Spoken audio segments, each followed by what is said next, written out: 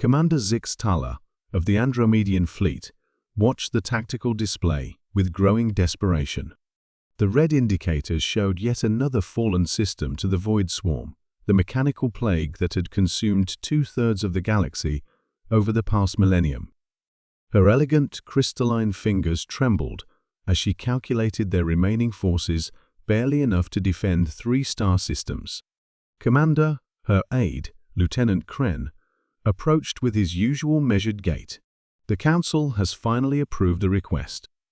Zix Tala's compound eyes shifted toward him.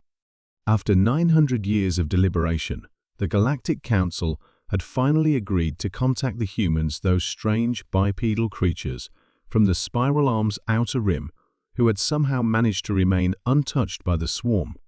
They're peculiar beings, Admiral Thurn had warned during the final council session.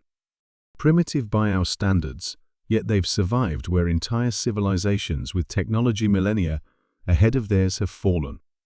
The humans had been observed for centuries, catalogued as a Class 7 civilization, barely capable of interstellar travel.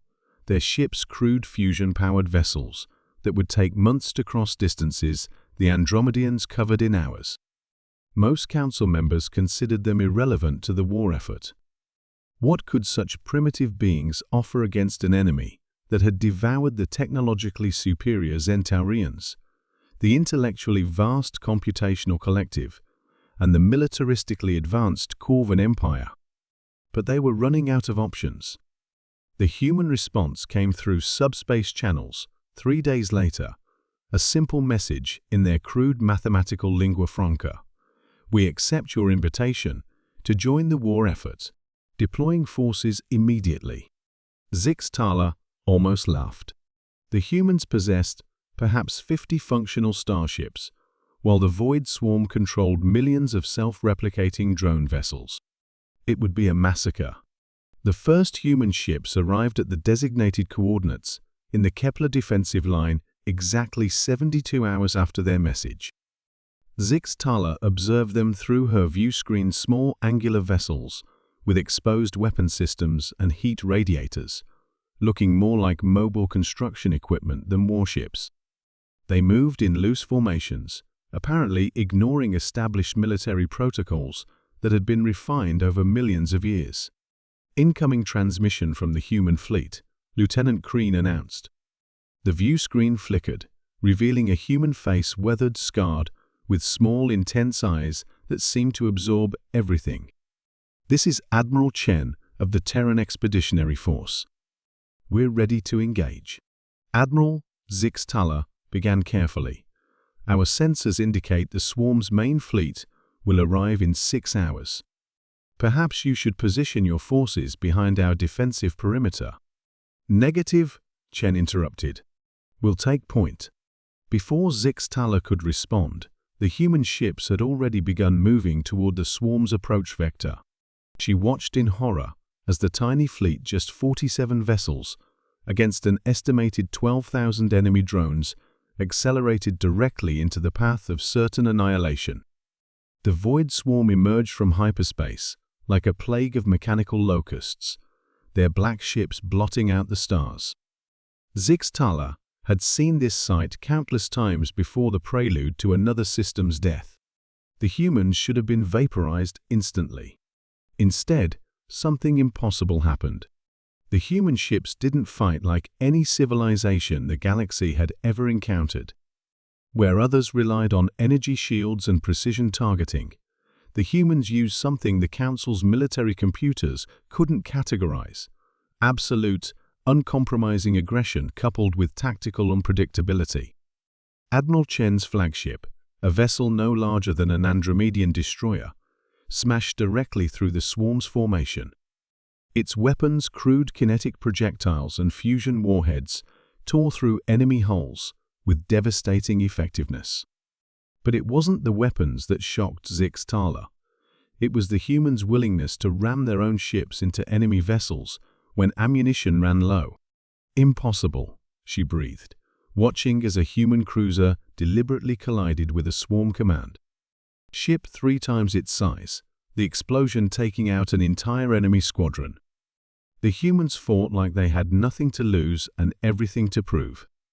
They ignored conventional wisdom about fleet preservation, instead trading ships for maximum enemy casualties with a mathematical ruthlessness that made the cold logic of artificial intelligence seem emotional by comparison.